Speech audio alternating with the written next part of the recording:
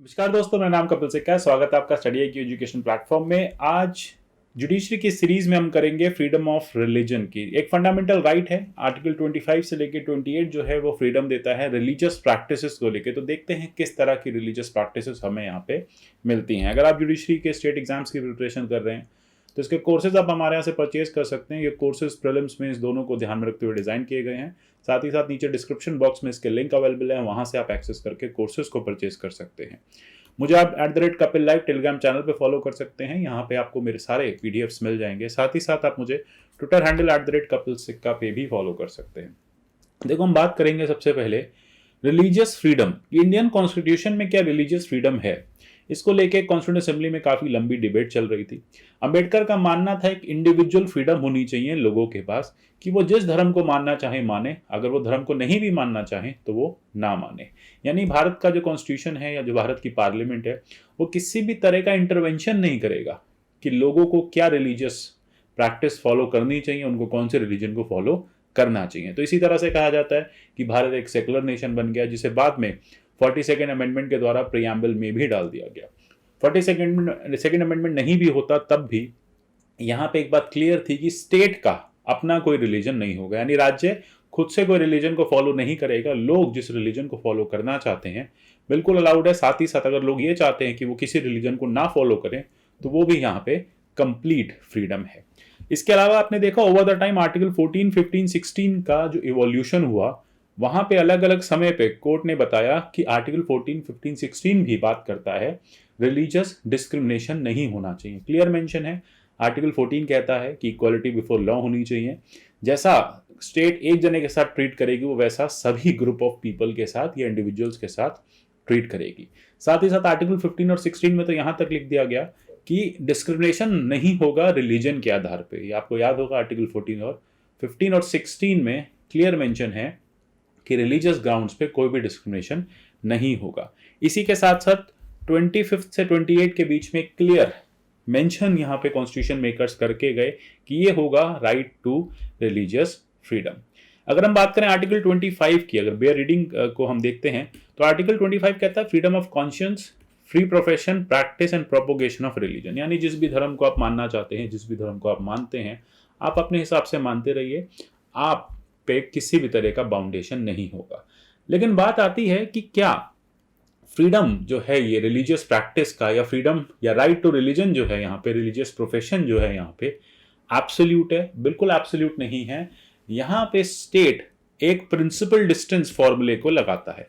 State कहता है कि आप लोगों के पास पूरी आजादी है कि आप जिस भी रिलीजन को फॉलो करना चाहते हैं करें, लेकिन हम उसमें कुछ रिस्ट्रिक्शंस लगाएंगे। रिस्ट्रिक्शंस होंगे पब्लिक ऑर्डर, मोरालिटी और हेल्थ। या फिर इस प्रोविजन के इस पूरे पार्ट 3 के दूसरे पार्ट्स जो हैं, अगर आपकी रिलीजियस प्रैक्टिस उनके लिए एक प्रॉब्लम क्रिएट कर रही है, किसी के फंडामेंटल राइट्स को छीन रही है, तो फिर हम आपको वो रिलीजन फॉलो करने से रोकेंगे या उस प्रैक्टिस को बंद कराएंगे। तो क्लियर मेंशन है कि भारत में ये जो fundamental right to religious freedom है ये कंप्लीट नहीं है, एब्सोल्यूट नहीं है। इस पे रिस्ट्रिक्शंस, और रिस्ट्रिक्शंस 3 तरह के याद रखिएगा, पब्लिक ऑर्डर है, मोरालिटी है और हेल्थ है। यानी इन 3 ग्राउंड्स पे किसी रिलीजियस प्रैक्टिस को स्टेट जो है रोक सकती है अगर फंडामेंटल राइट्स का इन्फ्रिंजमेंट देखा जाता है। साथ ही साथ स्टेट लॉ भी बना सकती है कि वो economic activities, financial, political activities को रिलीजियस प्रैक्टिस की रेगुलेट कर सके समय समय पे।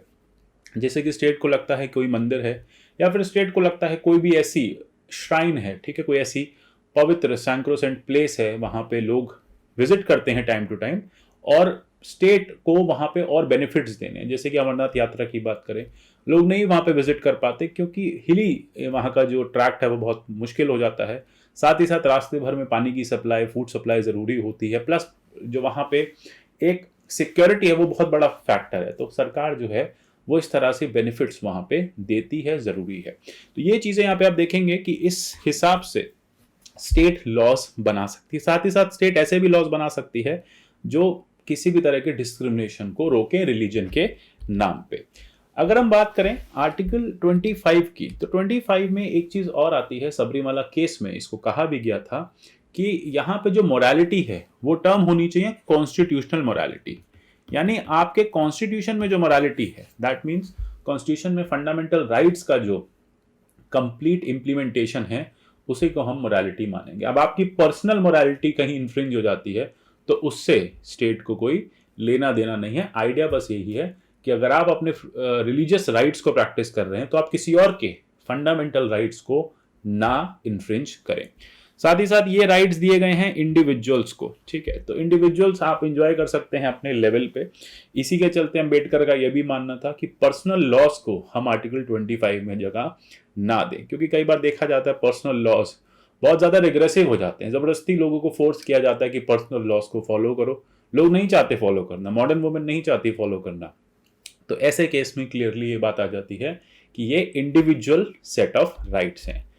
अब यही चीज अम्बेडकर ने कहा कि हमें पर्सनल लॉस को नहीं रखना है, हमें यहाँ पे आर्टिकल 25 से लिबर्टी ऑफ इंडिविजुअल और फ्रीडम को यहाँ पे इंश्योर करना है। इसके अलावा आप देखते हैं कि एक क्वेश्चन पूछा भी गया था कि मॉरलिटी क्या है, तो उसके लिए ये कह दिया गया था कि ये समय समय पे कोर्ट और स्टेट डिसाइड करता रहेगा।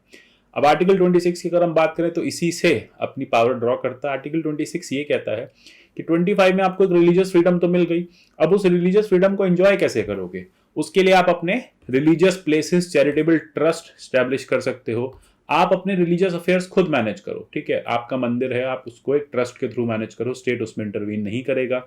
साथ ही साथ मूवेबल इमूवेबल प्रॉपर्टी एक्वायर करो।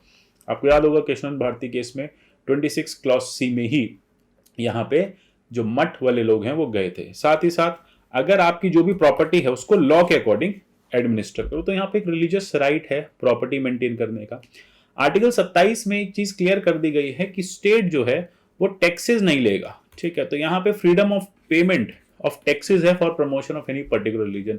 ये कहा जाता है कि स्टेट भेदभाव ना करे अलग रिलीजन्स में, इसलिए टैक्सेशन का कॉन्सेप्ट ही हटा दो। ऐसा ना हो कल को कोई सरकार किसी एक पर्टिकुलर रिलीजन की तरफ बहुत ज्यादा उस रिलीजन से खुश नहीं है, उसकी तरफ डिस्क्रिमिनेशन दिखाते हुए टैक्सेशन लगा देती है कि ये रिलीजन के लोग ज्यादा टैक्स देंगे, ये रिलीजन के लोग कम टैक्स देंगे। तो इसके लिए आर्टिकल 27 में एक फंडामेंटल राइट लिख दिया गया कि किसी को भी धर्म के आधार पे, कोई भी अगर इस तरह का रिलीजियस इंस्टीट्यूशन मैनेज कर रहा है, रिलीजियस प्रैक्टिस कर रहा है, रिलीजियस अफेयर्स चल रहे हैं, मंदिर हैं, मस्जिद हैं, इस तरह के जो भी आपके रिलीजन के जो भी स्टैट्यूट्स हैं या जो भी आप देखेंगे चीज़ें हैं, उन सब को टैक्सेशन से बाहर रखा जाएगा, ठीक है। जो भी पूरे के पूरे मंदिर मस्जिद जैसी चीज़ें उनको रिलीजन से, उनको टैक्सेशन से बाहर रखा जाएगा।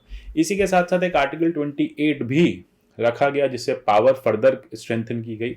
वो ये है कि यहाँ पे अगर कोई रिलीजियस इंस्ट्रक्शन मिल रहा है, ठीक है, एजुकेशन इंस्टीट्यूशन में, तो उससे भी फ्रीडम होनी चाहिए अटेंडेंस की, ठीक है। अब लगता है मैं एक ऐसे कॉलेज में जाता हूँ जहाँ पे एक पर्टिकुलर धर्म के लोग कोई रिलीजियस इंस्ट्रक्शन दे रहे हैं, ठीक है। कहा जाता है कि सुबह आने से पहले आपको ये पूजा जरूर करनी है, ठीक है। कॉलेज की असेंबली में, स्कूल की असेंबली में पूजा होनी चाहिए, तो मुझे फोर्स नहीं किया जा सकता, ये भी मेरा एक पर्सनल फंडामेंटल राइट है। तो यहाँ पे ये कहा है कि किसी भी तरह से रिलीजियस इंस्ट्रक्शन नहीं दिए जाएंगे किसी भी एजुकेशन इंस्टीट्यूशन में जो सरकार चलाती है, यानी कोई ऐसा स्कूल कॉलेज जो सरकारी है, वहां पे किसी एक धर्म के कोई भी रिलीजियस प्रैक्टिस या कोई भी ऐसे रिलीजियस इंस्ट्रक्शंस जबरदस्ती नहीं दिए जाएंगे। साथ ही साथ ऐसा कोई एजुकेशन इंस्टीट्यूशन है जो स्टैब्लिश तो स्टेट ने किया है, पैसे तो स्टेट ने दिए थे, लेकिन वो किसी धर्म के आधार पर स्टैब्लिश किया गया है, ऐसी जगह पे कोई भी अगर रिलीजियस इंस्ट्रक्शन की जरूरत है तो वहां पे ऐसा इंस्टीट्यूशन उस रिलीजियस इंस्ट्रक्शन को दे सकता है, लेकिन वो सबको फोर्स नहीं कर सकता।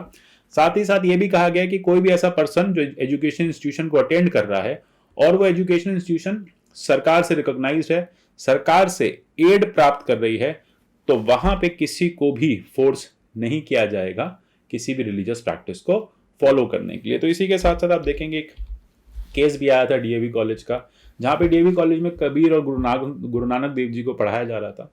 तो यहाँ बोला गया कि यार ये तो रिलीजियस प्रैक्टिस है, ये तो एक पर्टिकुलर धर्म के लोगों को आप हमें पढ़ा रहे हो, हमें नहीं पढ़ना। तो कोर्ट ने वहाँ पे कहा था कि देखो ये जो लोग हैं ये संत हैं, इनका किसी धर्म से कोई लेना देना नहीं है, अगर इनकी एकेडमिक स्टडीज कराई जाती है तो उससे आपको आर्टिकल 28 क्लॉज 1 में प्रोटेक्शन नहीं मिलेगा, ठीक है, क्योंकि ये इन जनरल ह्यूमन अंडरस्टैंडिंग का, नॉलेज का पार्ट है। ये कोई एक धर्म विशेष लोग नहीं है, किसी पर्टिकुलर रिलीजन से रिलेशन नहीं रखते, ठीक है। इसके साथ साथ अगर आप देखेंगे कोर्ट ने ये भी कहा कि भारत में जो रिलीजन की डेफिनेशन है वो वेस्ट की डेफिनेशन से एकदम अलग है। भारत में रिलीजन का मतलब होता है राइटियसनेस, धर्म को फॉलो करना। धर्म का मतलब होता है सही चीज को, एथिकल वैल्यूज को फॉलो करना। तो यही कहा है कि यहाँ पे जो कंसेप्ट ऑफ धर्मा है, ये एथिकल और मॉरल वैल्यूज को फॉलो करने की बात करता है। ये राइटियसनेस, सही थॉट, सही एक्शन रखने की बात करता है। तो यहाँ पे कोर्ट ने रिलीजन की एक नई डेफिनेशन भारत के लिए दे दी। हमारे UPSC IAS pre cum mains के कोर्सेज अवेलेबल हैं। स्मार्ट कोर्सेज जो हैं आप परचेज कर सकते हैं वेबसाइट से और ऐप से। 50% फ्लैट डिस्काउंट चल रहा है। इस तरह की और वीडियोस में लाता रहूंगा, जुड़े रहिए हमारे साथ। मिलते हैं अगले सीरीज में, तब तक के लिए good bye, take care and God bless you all.